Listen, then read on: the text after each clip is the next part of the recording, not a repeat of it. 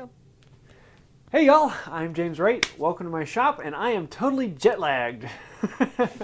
I was going to be doing the turning saw and continuing that process tonight, and I thought that would be kind of fun.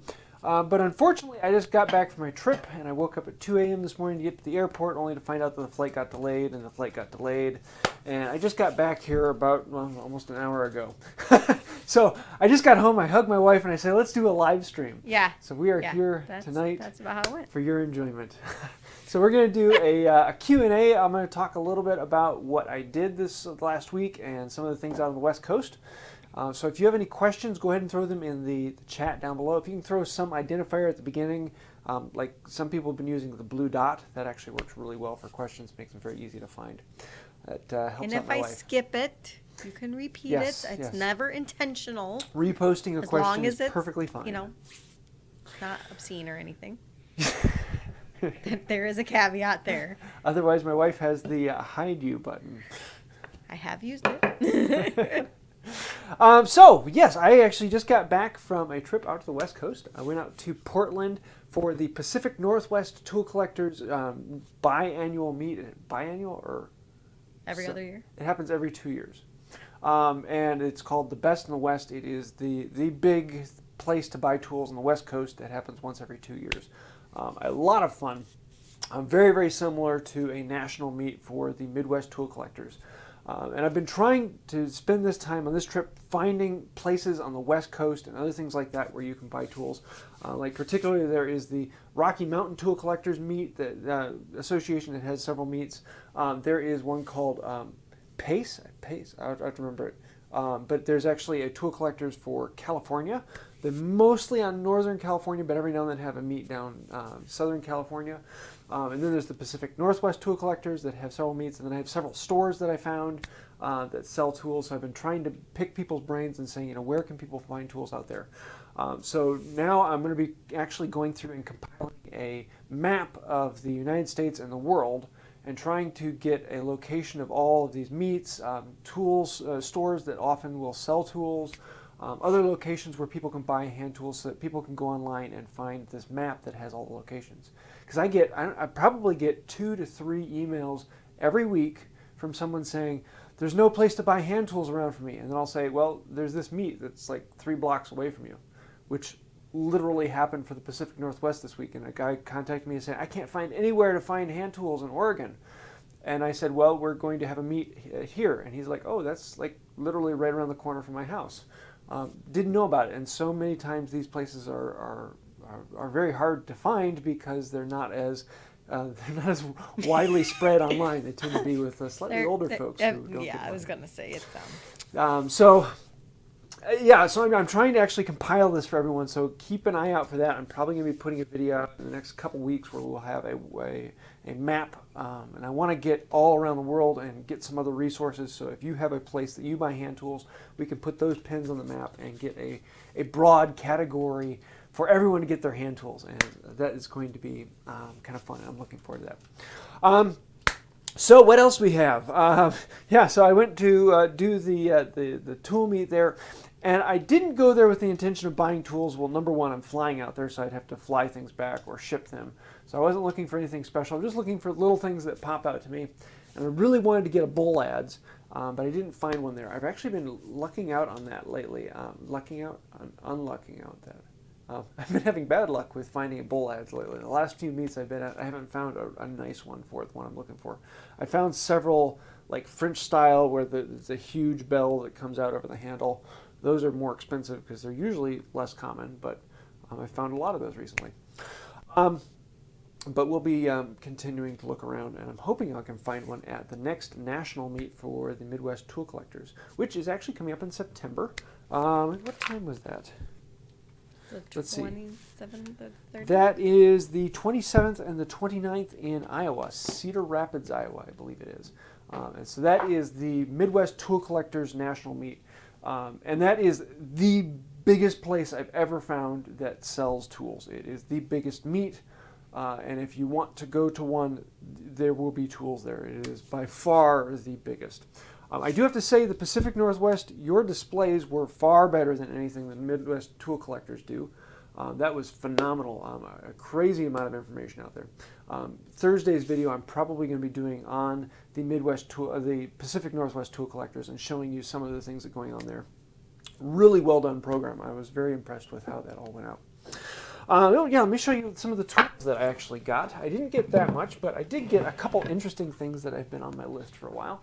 So let me switch over to this camera. So while you're setting that up, I have a question from Stephen Carter on who won the carving knife. Can you see me right here? Oh, there we go. Nope, can't see you. I see stripes. Still see stripes? Still see stripes. There. Is that better? I see a table. Right there. Hey, my hand. I guess it's a bench. I'm sorry. Yeah. What was the question? Stephen Carr asked, who won the carving knife? Well, I just got back, and the thing ended, but I haven't had a chance to actually draw the winner yet. Oh. So that will hopefully be out tomorrow. I'll be posting that. So sorry, I haven't. I don't know who won it yet. Yeah, it ended Sunday night, but because I was gone, I just haven't had the chance to actually go in and choose the winner. So that'll be coming out soon. Speaking of carving knives, I got this little one. This is actually a 2 cherries. Oh, You're not kind little. of fuzzy, it's actually honey. a fairly large one. Sorry. Is that better? That's a little bit better, yeah. So this is a 2 cherries carving knife, and it's basically brand new. It looks like someone has sharpened it once or twice. It needs a little bit of work, but really nice. So I've been wanting one like this. This is actually a larger blade. Still has a very good tip on it. I picked this thing up for, I think I paid $10 for it, which is a great price for a little carving knife, especially 2 cherries. So you know it's a decent one. So that's going in my collection. Next thing I got was a luthier's clamp, or a small cam clamp. There are all sorts of different names that these go by, and basically, why is that seized up on me? There we go. This beam slides in and out, and when it comes up into a contact, let me put the block of wood here. When it comes up in contact, you just slide up against there. Don't put too much pressure on there, and then you lock this cam down, and it puts a very slight pressure. It's not something that's made to draw things together. It's just to hold them in place. And a lot of instrument makers like these because they don't overforce the joint. You're not going to compress them down. So I have a few of these, and I'm wanting to collect a couple more because I have a project coming up. I may actually do a video on making these because you can make them fairly simpler. I think Paul Sellers actually has a video on making these. Let's see, what else did I get? Probably the biggest purchase was this. It is a Stanley 79, and I'm missing the fence on this, but I picked this up for $20, which is a really good price. And you're probably wondering, what is this? This is a groove wall plane. There's actually a couple different names that it comes by. So to give you an idea, imagine if I had a groove running down this board, down to the board. So 3/4 inch wide by 1/4 inch deep. It's something you would put a shelf into to hold it. And for some reason you put that 3/4 inch shelf in there, and the groove is slightly too narrow. How do you make that groove slightly wider? Well, you could reset up your grooving plane and just try and take a 1/16 inch off. You could come in with your chisel, and you could try to chisel out down along that line, but that never looks all that fantastic. Or you can get a groove wall plane, and this will actually run up against the wall and plane out the wall, and this will actually get down into the groove, whereas a shoulder plane can't get down into the groove. You can use this little thing to get down there. It has 2 blades on here, so if the grain is running one direction, you can run this way. The grain is running the other direction, then you can run this way. And so it's kind of a cool little tool, and I'm wanting to do a video on that. I would like to find the fence for it so I could show the rest of it. But until then, I've been wanting one of these for the shop, and now I have it. And then one other thing. I paid way too much for this bundle of bits here because there was one bit in here that I really wanted to get, and I've been looking for a while, and it's right here. So I spent $30 for all these bits, which I already have all of these, but I didn't have this one. And let me zoom in a little bit more, show you what this bit is. This is kind of cool. This is a pocket hole bit, a traditional pocket hole bit. I know I just blew some people's minds there, but what this does is it has a lead screw here, and you see the flare out here, so you can actually sharpen this face, and this lead screw will pull in, so you can start straight down in here until the lead screw goes in, and then you tip it at an angle, and that lead screw will hold it, and you can actually drill your pocket holes with just a bit and brace, quick and easy. You can probably drill them far faster with this and a bit and brace than you can setting up a Craig jig, because it just it runs in, tip it over, and it drives the ankle. So I want to do a video showing a couple different ways of doing pocket holes, and I finally got this bit so I can do that. So I'm really looking forward to that. I know, I just scared a bunch of people off talking about pocket holes. Sorry about that. Oh, am I still on that? Oh no, there we are. Good, good. I was on the right camera. Scare me. I would have yelled at you. You're fine. Yes, I got to talk about the favor. Now, one of the things that the Pacific Northwest meet, for the one that happens every 2 years, the Best in the West, they do something that's really cool that I like, and they have what they call a favor. And they make a product once a year, once each time, that they just hand out to the people who come to the meet. Now you do have to pay a little bit extra to come to this, but they actually make a tool specifically designed for it. So in the past, they've made a marking knife with this really cool scroll. They made a small axe head. They've made levels and other things like that. It's a functional, usable tool, but usually there's something that's been cast in bronze or brass. And then they make a few of them in solid silver that they give out to certain specific people who helped out that year. And so this year, I got this year's favor. And I wanted to show you this. It's kind of a cool little thing. And so it comes in the It's a bag! Yay! Yes, it's a felt bag. But this is actually a depthing gauge. Back up a little bit. A depthing gauge. Now this is a 1/3 scale of the original one, and I can't remember the company that made the original one, but they actually cast this in brass, and then used, in bronze, and then used brass fittings for the ends. So they made these specifically just for the people who come there. So you can set this on a surface and know how deep in you are cutting into a bowl, or if you had a spoon depth in there. Or if you are doing a groove and you want that groove to be a specific depth, you can use this kind of like a marking gauge and then depth all the way along that groove. So I thought this was really kind of cool. And then it has Pacific Northwest Tool Collectors PNTC 2018 cut into the face of it, actually cast into the face of it. So this is a very cool thing, and they do one of these each year, and these actually become collector's items. So when you go to them, you can collect them, and then some of them do get sold. So yeah, I thought that was really kind of cool. So this will find a nice place in my shop that I can display it. Any questions so far? Yeah, I got a couple. Let's see. Burley Woodworks asked, have you gotten a chance to try out the dovetail chisel? Yes, I have. Actually, there'll be some videos coming out here soon. Here, we grab and show you. Gotta come around the bench. Hi. Yeah, now imagine waking up to that every morning.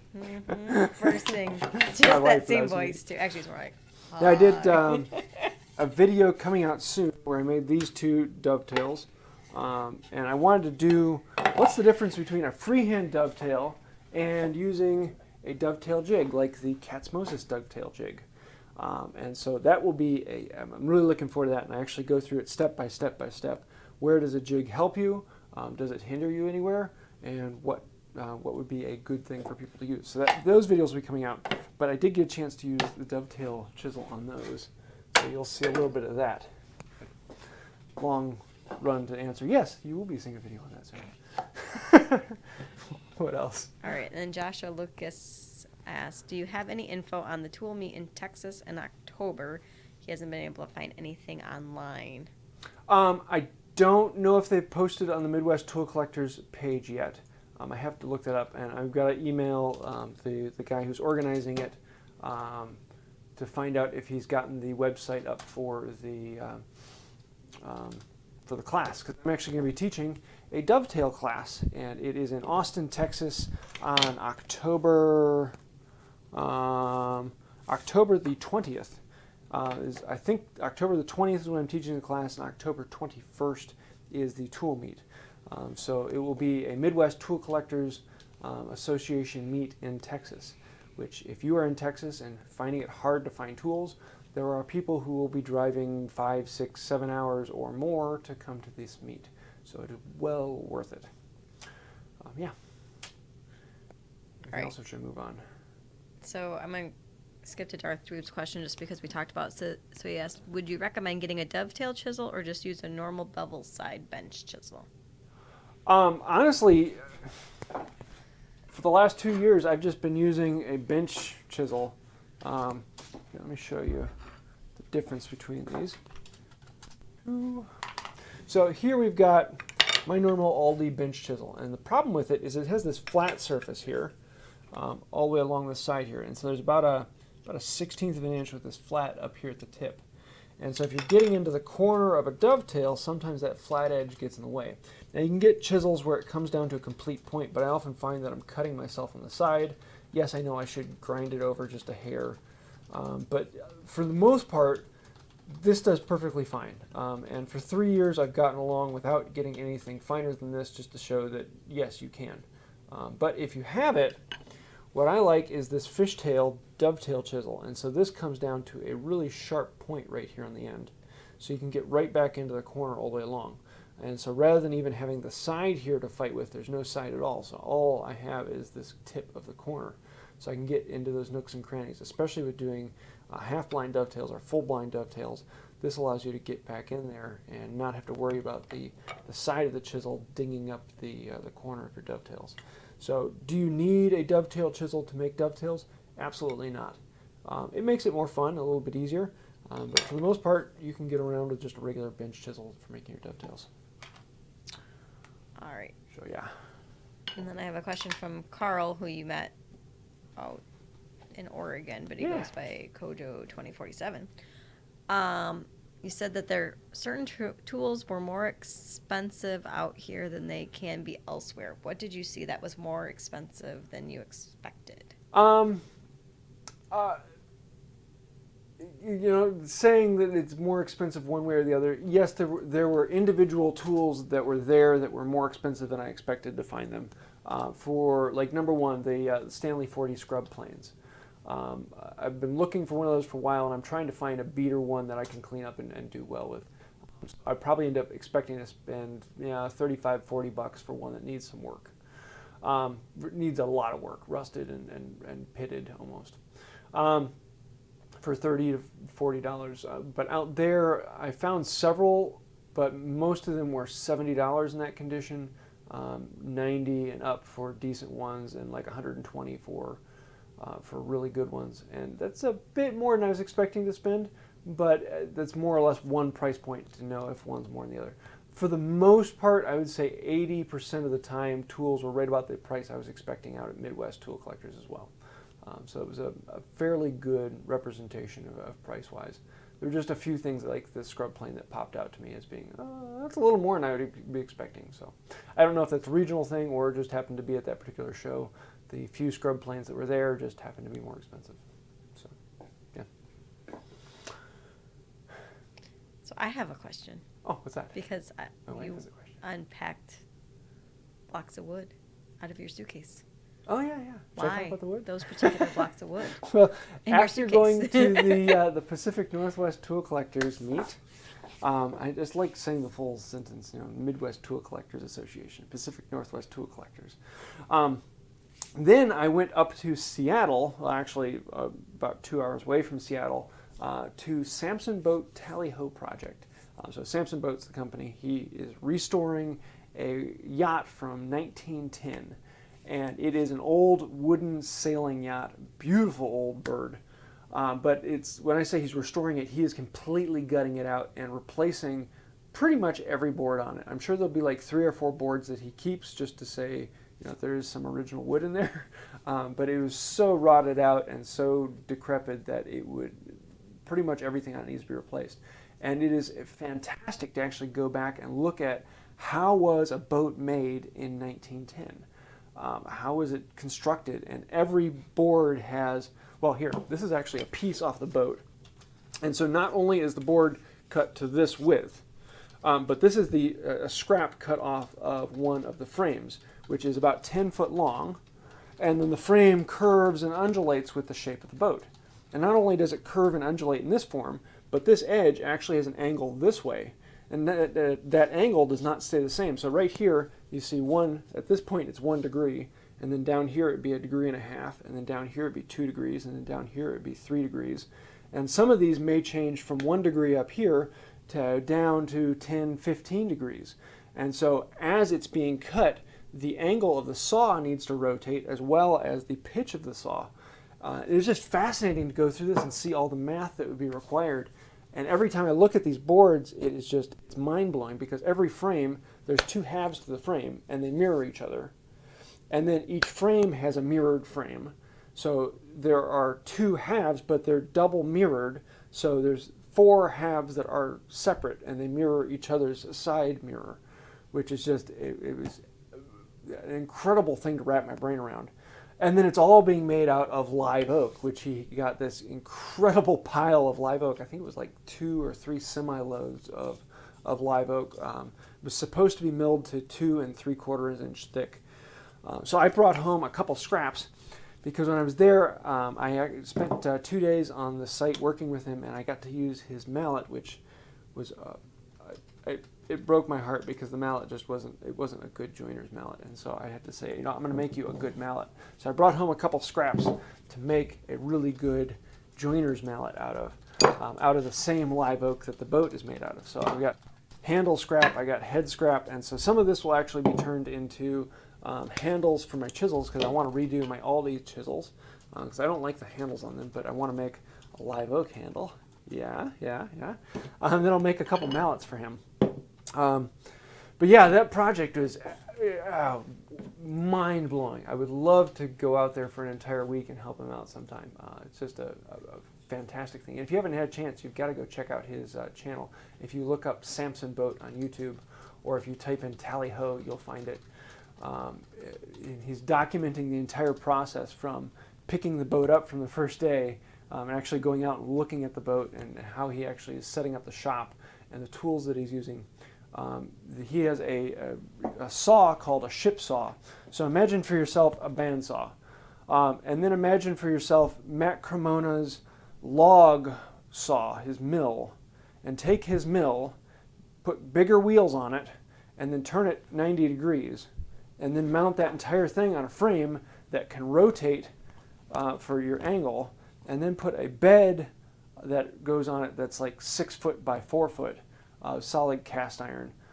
I mean, the saw is, I'm guessing, like 12 foot tall, and it goes down into the ground 2 feet. It is incredibly huge, and just a marvel of engineering that was made, almost 100 years ago.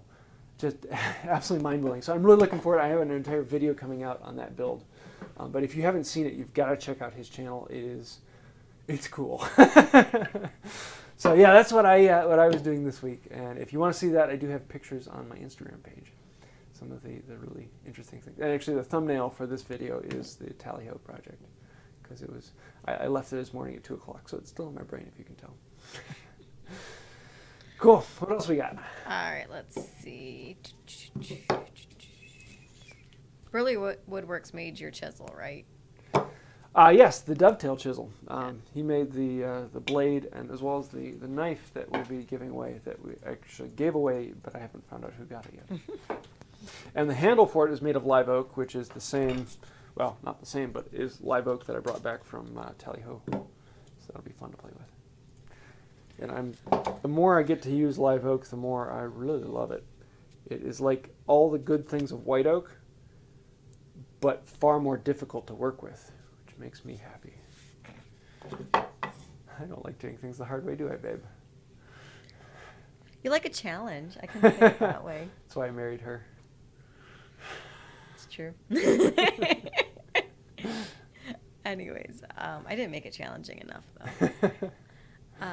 Let's see. Someone asked about if you brought any Purple Heart home, but I don't remember. Oh, no. Yeah, the keel on that boat is made of a beam of Purple Heart.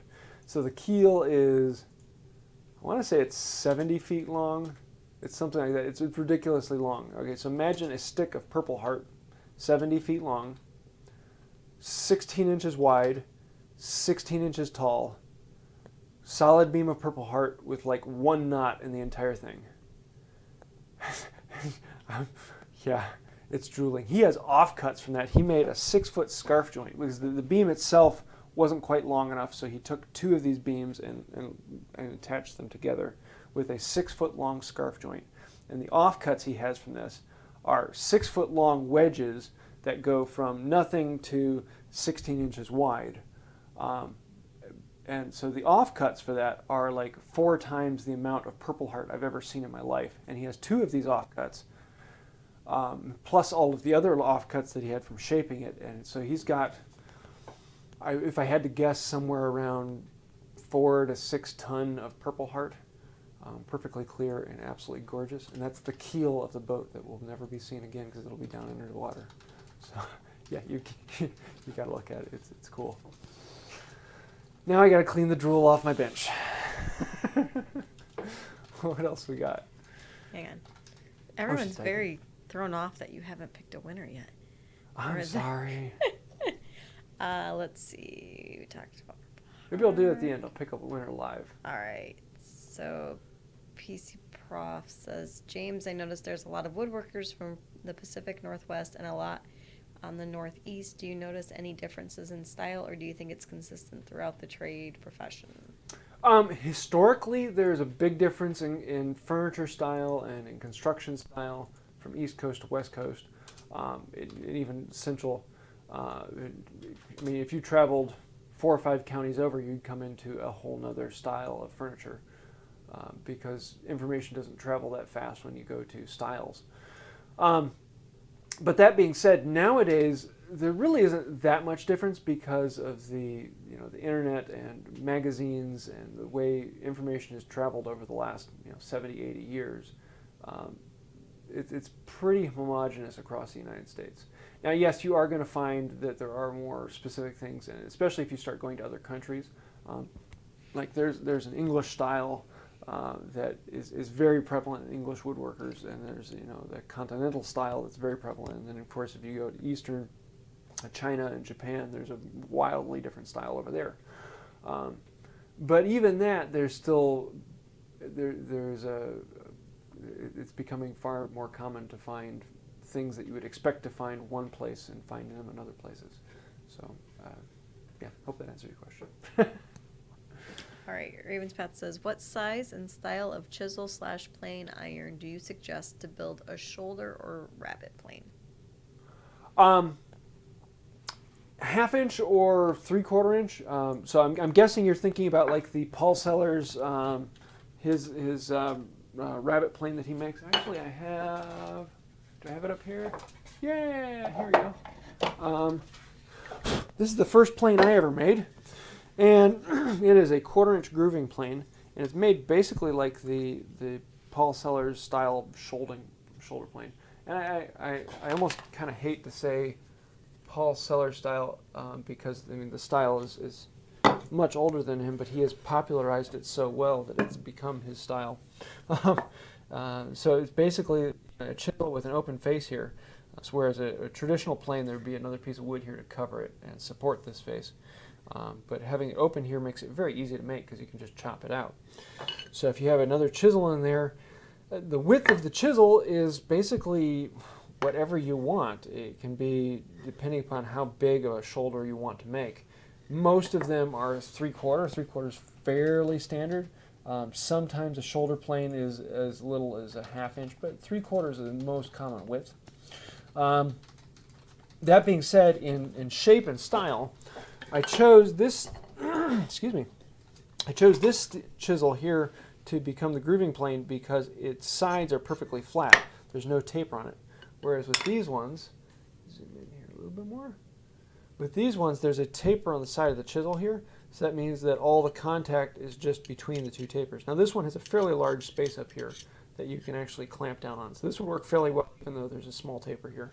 But if you can, the cheaper ones that don't have any taper on the side, they actually work better for the plane usage because there's a larger surface to contact to across the top.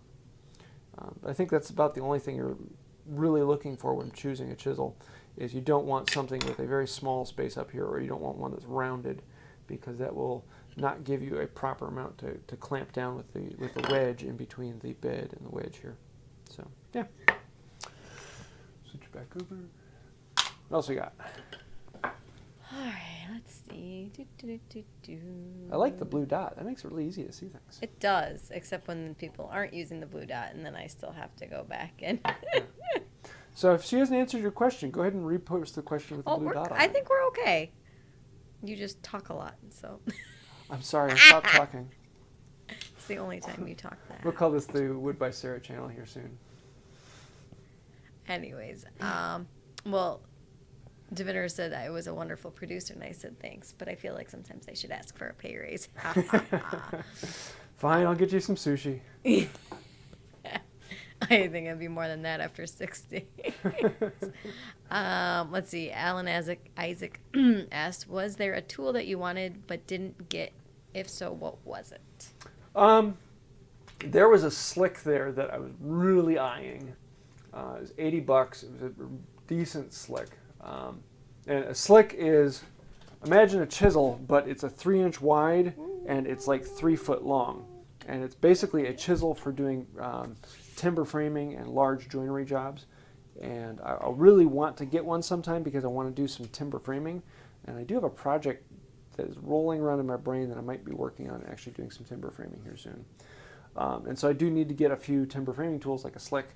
And so I was kind of going back and forth. Do I pick it up and ship it to me, or do I pick it up and throw away the handle and then make a new handle when I get home and put it in my bag? And I ended up just saying, I can get a slick at most any meet that I go to. So I can probably pick one up at the Midwest Tool Collectors meet in September. And I'm probably not going to use it between now and then, so I decided not to get it.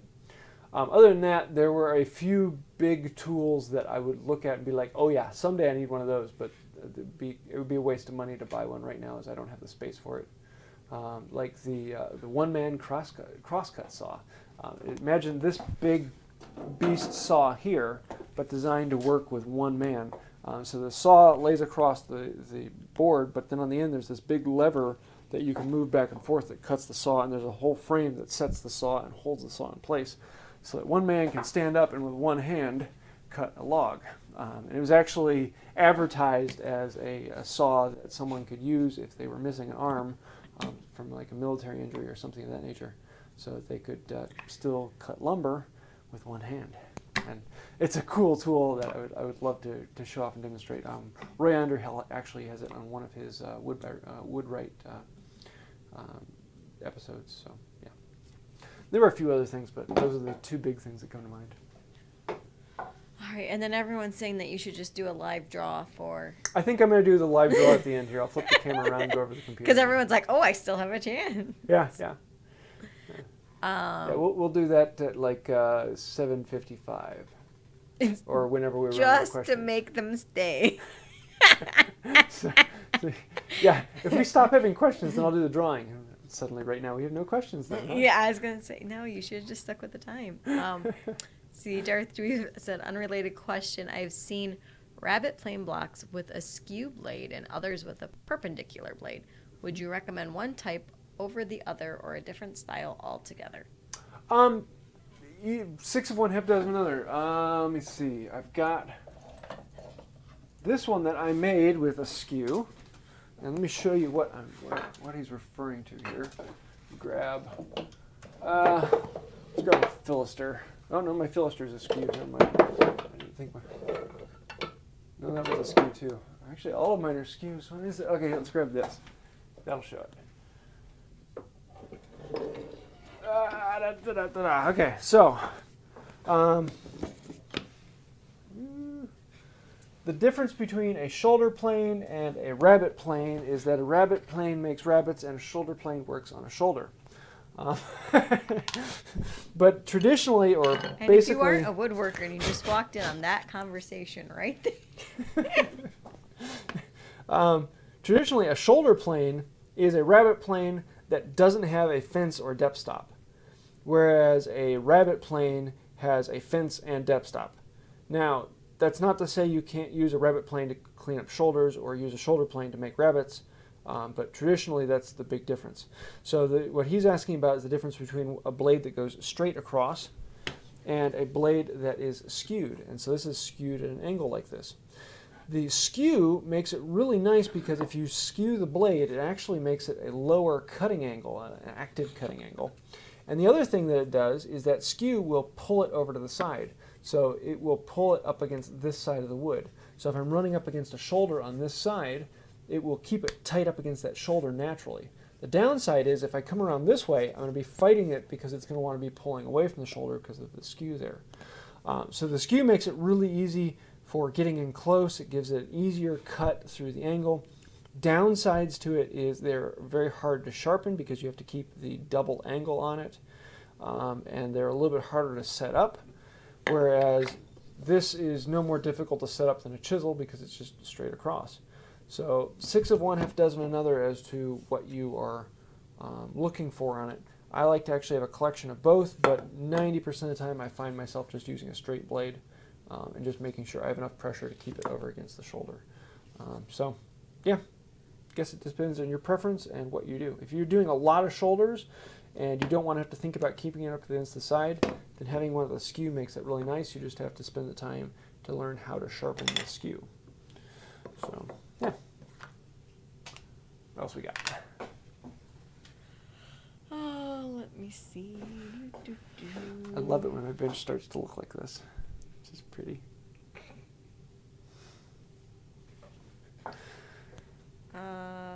Not too much. I did have one question come in earlier, and I don't remember who posted it. It was up at the beginning. Like before we started live? Oh, it was a Carbonite Gamorrean. Yes. He asked, at what length does a panel gauge, does a marking gauge become a panel gauge? So let me show you this. So you have a marking gauge and you have a panel gauge. And so he asked, if it's shorter than 24 inches, would it be called a marking gauge or a panel gauge? And most of the time, I would say anything longer than like 8 inches is a panel gauge. That being because of the fence size. And most of your marking gauges are rarely longer than 8 inches. But the determiner to me is not the length of the beam, but the width of the fence. Because the width of the fence is what determines how long your beam can be out. Because if I have way out here on the end, and I lock that down and I'm marking out, and that's about 6 inches out there, I'm going to have a very hard time keeping that and not turning on the board. Because if it turns, then it's changing the distance from the fence to the mark. So you want to keep that on there, but having such a small fence makes it very easy to wobble. Whereas in the panel gauge, you have a very large fence, so it makes it very hard to wobble. So for me, the determiner is the size of the fence that is on it. And most of the time, anything longer than about 6 to 8 inches is going to have a larger fence. And so that's kind of where the breaking point is for most of the time. Now that being said, I mean, I guess you could have one that is like a foot long that has like a 3-inch fence on it. But most people who are going to make one a foot long, they're probably going to make it a little bit longer, and they're going to probably put a bigger fence on it just because if you're going to do it, then do it. But that's generally where I draw the line is it's on the fence size, not on the beam size that makes it a panel gauge. So it was one of those interesting thoughts, and I'm sure that other people will draw the line in other places.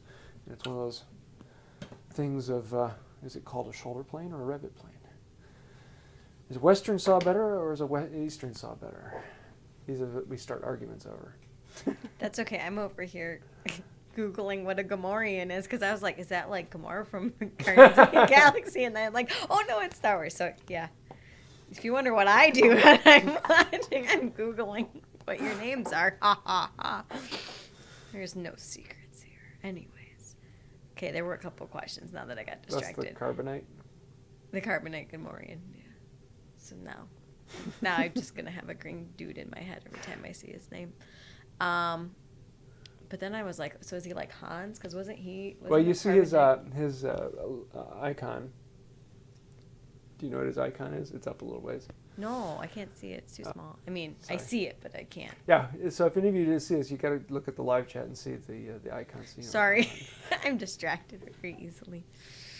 It's ADOS, attention deficit, shiny. So Steve put a little diamond in there. Yes. He knows the way to get his question. So just for that, he gets his question asked first, even though others asked, because he did what we asked. So Steve asked, do you have any recommendations on first set of molding planes to get to start getting into picture frames? Molding planes are such a weird thing because what you can get is a set of hollows and rounds. Excuse me. And hollows and rounds, pull out one pair that I have here are like this, and they have a hollow and a round. Get you a little closer here. So you have here a hollow plane. Here it has this hollow, and here you have a round, and they're a matched set. So when you put these together, they're the same radius between them. And so theoretically, if you have a full set of hollows and rounds, and they all come in different diameters here, you can make just about any molding you want with just hollows and rounds. And it's really amazing what you can actually get with just these and having a full set of those. And so that's why some people, all of their molding planes are just a bunch of hollows and rounds. And you can do that, it just takes a lot more work. From that point on, molding planes become very specific. And if you want to make a particular molding, you get that particular molding plane. So, I mean, there are like beading planes that are, you know, you get a size of bead or 1 or 2 or 3 beads or whatever you want. But most of the time you're going to be getting an OG or any flute or rounding you want, and you buy a specific molding plane that makes the shape you want. So buying a plane for possible things in the future is kind of a misnomer. Sorry, I'm having a problem with my throat today. I don't know why. So if you really want to get into it, I generally suggest getting some hollows and rounds first and playing around with it.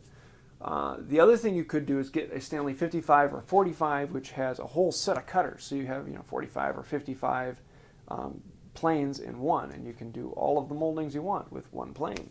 Just have to set it up between.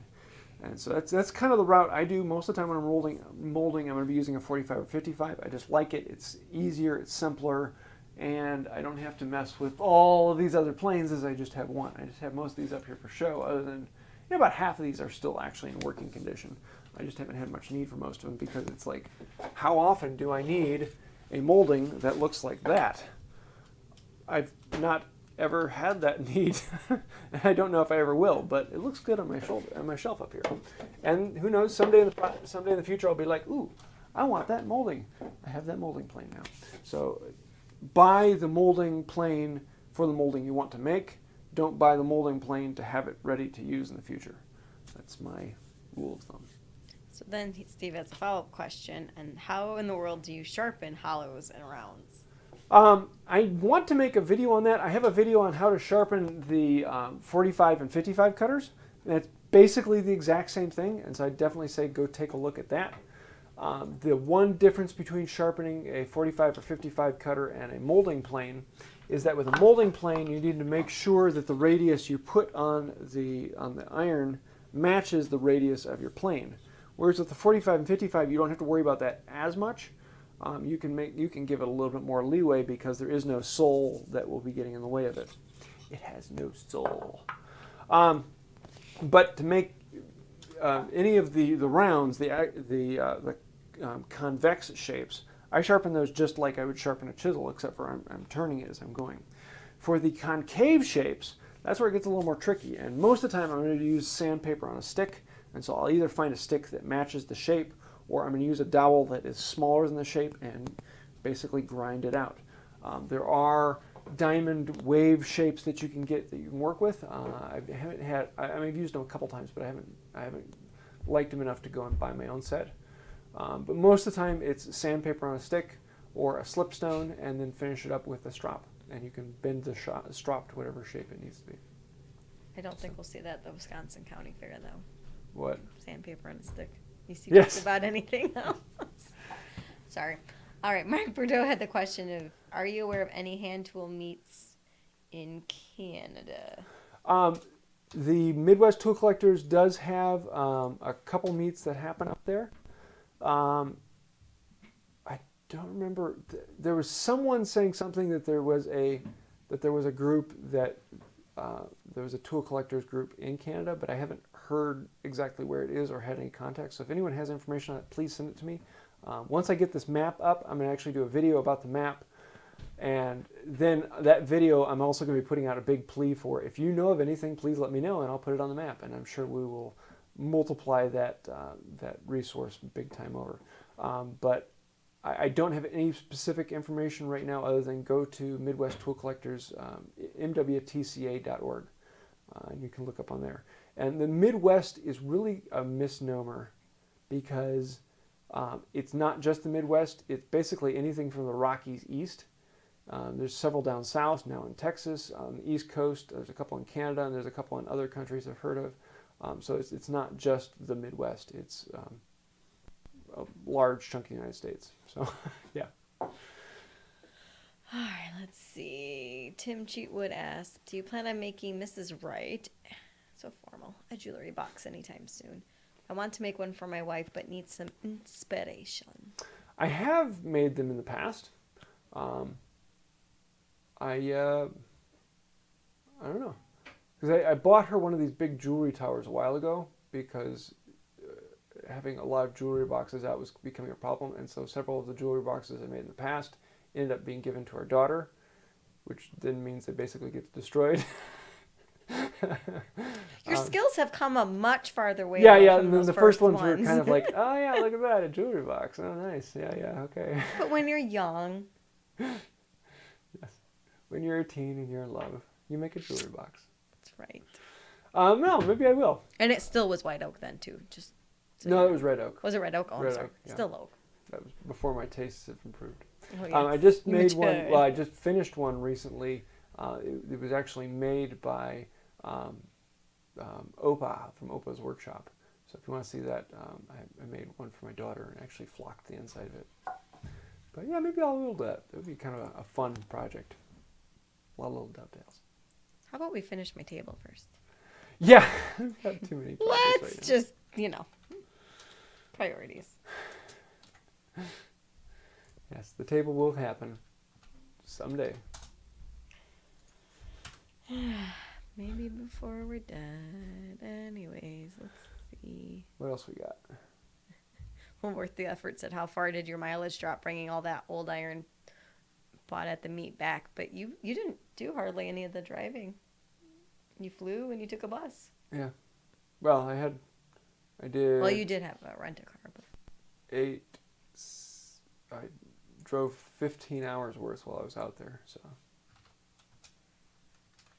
15 hours worth. But yeah, the entire collection of things I brought back was like 5 pounds. So,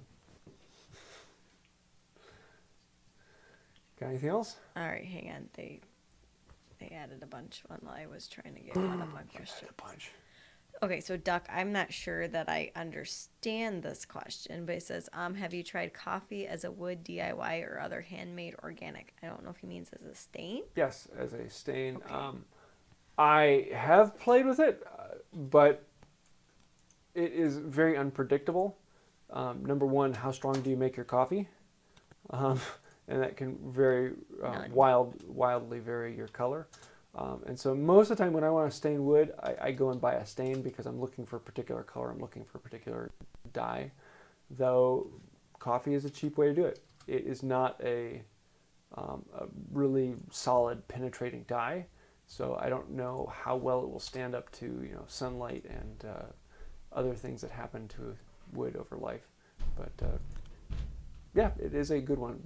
Coffees and teas actually do work fairly well. All right, let's see.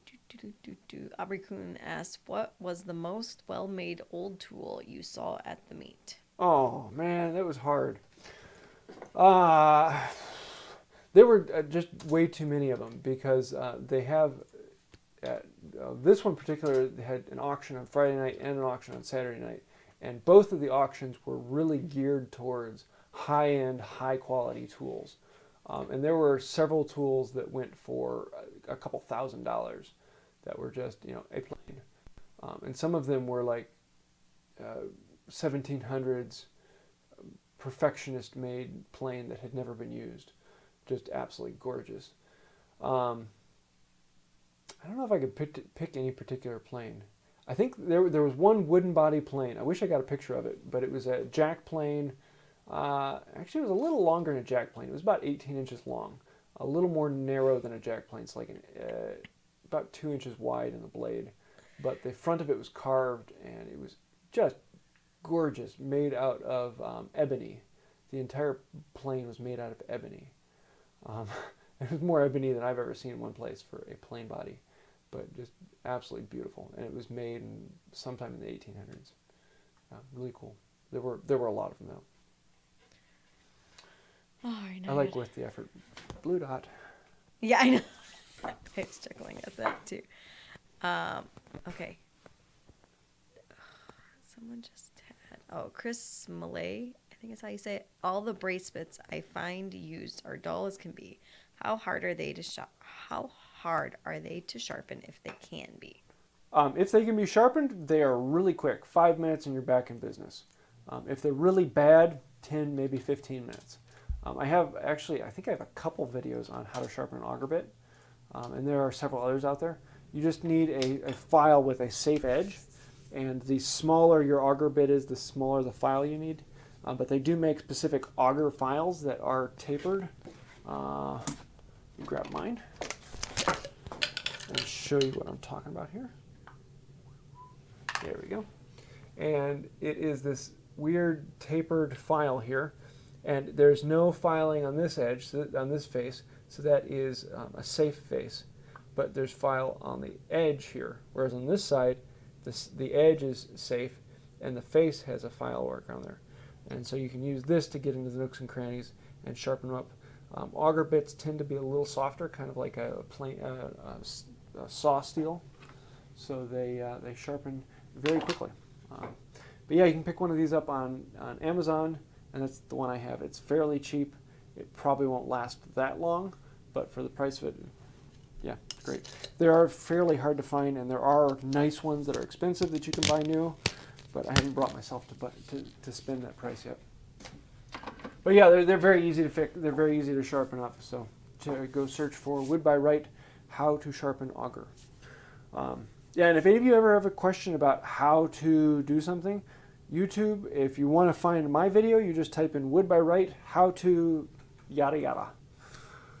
Oh, now I gotta Google that, how to yada yada. And then you'll come across the video I've made on the topic. If I haven't, then other people have. All right, hang on. I thought we just asked that one. Alec Isaac asked, you showed us some cool looking German hand planes. Are they as good as they look? Oh yeah. The ECE hand planes, they're still in business and you can still buy them new. They're fantastic planes. They usually come with a very, very hard sole that is then box jointed into the main body. They look great. They work really well. They're a little bit more fiddly than a Bailey pattern plane, but they're good planes. All right, I have to give Worth the Effort his blue dot. Do you remember what complete Stanley mitre boxes with blades were trading at the meet? I don't think I saw any at this one. Usually they're around. It varies wildly because there's different conditions of blade and box, and some that are very valuable and some that aren't. But to get a full one in working condition, not like collector's quality, but functioning condition, you're probably going to end up spending around $100 to $150. But I didn't see any at this particular meet, not that I can think of. So yeah. All right, it is 7:55, and you. Oh, you want to do a drawing? Okay, I'm going to turn the camera around. I'm going to come back over to the computer. He's taking over my domain. Hi. Swing back around over here. So unfortunately, I can zoom in. Let's do this. Okay. There. No secrets anymore. There's my hot wife. Yeah. Okay, let's do the drawing on here. I got to pull this up. So I will kneel before you. Yeah. So let's come up here, and I've got to go into. I could really see how short I am then. Gleam. And here, let me pull this up full size. And then let's go to competitions. Finished competitions. The whittling knife. Let's see. There are... I spelled it wood by Wright style. I should not be surprised. Let's see. Impressions. There were 706 people who saw it. There were 441 actions, so in other words, 441 entries from 238 users. So basically, every action you had on there, you have a 1 in 441 chance. Or if you're a particular user, you have 1 in 238 chance. So let's draw that one. And let's go over here to winners. Draw winners. Let's see who it is. One winner. Anytime. Draw. I'm witness. Okay, it is Tom Brown. Thom Brown. Cool. If you are watching live, congratulations. I will be sending an email out to you here shortly. And he subscribed to Burley Woodworks, and that was what gave him his entry. From, is that Maryland? Maryland. Yeah. Maryland? MD is Maryland. So, congratulations, Tom. I'll be sending that knife out here soon. Sorry to everyone else. Yeah, I don't normally do videos on the winners for drawings because that usually ends up being a wine fest. Everyone's like, oh, you didn't win, and usually it makes one person happy and 1,000 people angry. So, well, no, I guess it would just be 230. but I might end up having to do them live in the future. I think that actually works pretty well. So congratulations, Tom. Are you on here? I don't think I see you. Always thought they were in 2 different rooms. No surprise! No, yeah, we're around the corner. All right, hang on. I lost my, well, when we eventually are done, I'm not going to be able to stop it because I don't know where. Hang on. I just got to play with it. Oh. Oh, you got rid of mine. I don't know where the other screen. Okay, yeah, anyways, my wife is working with like 4 screens and Yeah. then like 17 And I'm windows right not now. the super tech That's the reason why I savvy. can't share my screen, because then it's like 1,000 things and everything's like this small on it. All right. What we got? Well, hang on. So what is the whittling knife that they're getting? That is... Because apparently I didn't watch right here. that video. Yes, this whittling knife here made, Burley Woodworks made the Damascus steel that one. head, Okay. and then I made the live oak handle for it, and it is kind of cool. So here, let me show you. I'll close up on that again. So this is going out to Tom. Congratulations. I should get that in the mail tomorrow because I got to do a bunch of other things.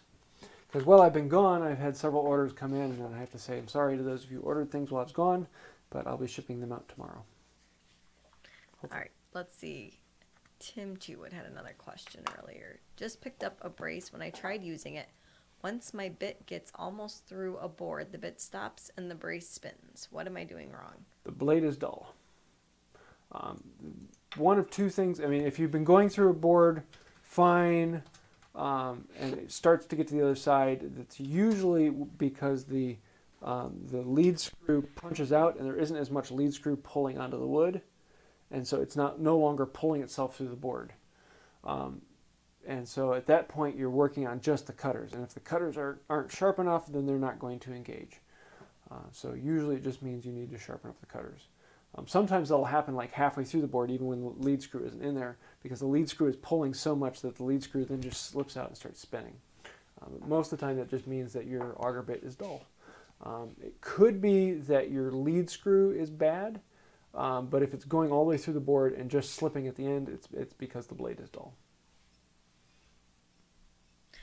All right, let's... I think you have time for 1 or 2 more. Okay, So hang on.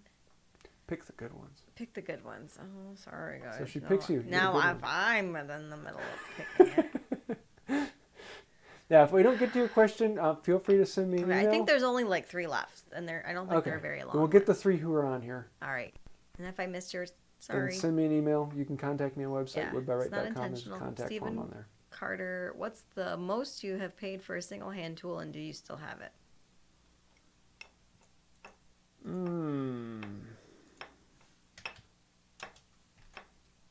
trying to think. My scroll saw, I paid $100 for the frame, and I paid $70 for the table, and I've still got more to go on it.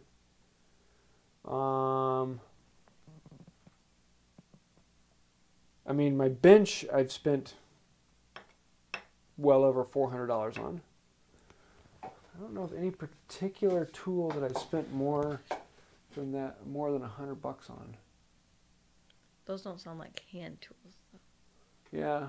I'm trying to think. I don't know if I think of any one particular plane. I think like $100 for a particular hand plane. Most of them like $80 for some of those. Yeah, I don't think I have any particular hand tool I've spent more than like $100 to $150 on. So, yeah. I don't buy the really good high-end ones. I like to buy the cheaper ones to restore, or cheaper ones that other people don't want to, and I can try and play with it the hard way, because I like doing things the hard way. And, excuse me, Dwayne Rogers asked, have you ever fumed white oak? I have. I haven't done it in years. I think the last time I did it was before my daughter was born. It's been a while. It is a very traditional way of doing it, and it works really well, but I don't know. I'm not hot on the look, so I usually prefer to do it other ways. One of my preferred methods is boiled linseed oil. I just like the color. Don't ask him price with his wife sitting in the room. Oh, I already know. I can't hide things from her. Something disappears from the checking account. She's like, what did you buy?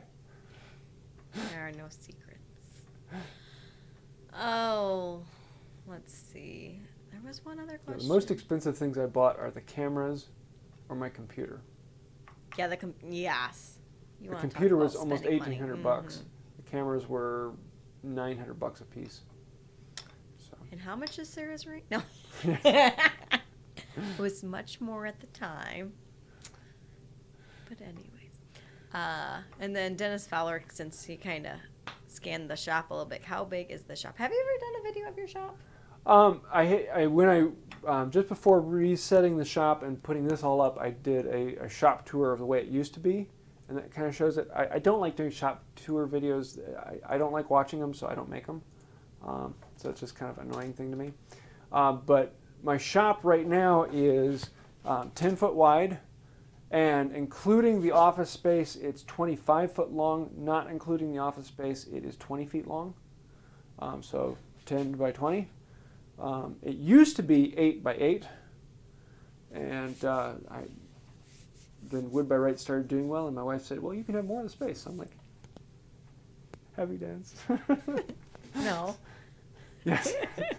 So 10 by 20 is, for hand tools, it's a fantastic shop size. I don't really need much more than that.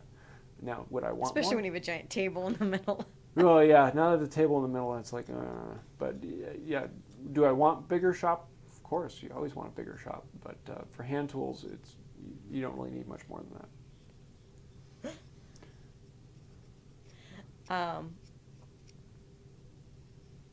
Aubrey Kuhn, if you want to send your question to James an email, it was about correct amount of tension on a frame saw safely. So, because I think we're gonna wrap it up, because now we're getting into what kind of a computer and which was more expensive, ring or computer and cameras. So Yeah. Cool. Apparently people can't find where the blue dot is, and don't ask me. Wrap this one up. If I didn't get your question, go ahead and send it to me on my my email. You can find that at woodbywright.com, and the contact me will send it to my email. It allows me to kind of clean through things. But yeah, next week we will be getting back to working on the bow saw, as long as I don't have a plate that's delayed. So next week we're actually working on the handle, and I may be getting out my treadle lathe. It'll be interesting to play with that live. I haven't quite figured out what I want to do with the handle, whether I want to make them octagonal. I kind of like the octagonal feel, but I haven't thought if I want to make them straight octagonal, do I want to make them rounded? And so I think I might actually make them odd, and I'll do one that's turned and one that's octagonal. I don't know. We'll play with it. So that will be coming up next week. Stay tuned. Same bat time, same bat channel. Sorry, I had to. Anything else I need before I go? Me to find the stop streaming button. Yeah, just so before we go, September, what did I say it was, 20th? 27th and 29th in Cedar Rapids, Iowa is the National Midwest Tool Collectors Meet. It is the biggest meet in the world for hand tools. There are people who literally will travel from all over the world to come to this. No joke, from all over the world to come to this. So it is well worth it, and I will be there, and my wife might be there. We haven't quite decided yet. I would like her to be there, but I don't know if her work comes out with it. So you can come and say hi to us, and we'll do a meetup over there and have a lot of fun. So I think that about does it for today. I found it, so we're good. All right, bye, guys. So until next time, have a wonderful day.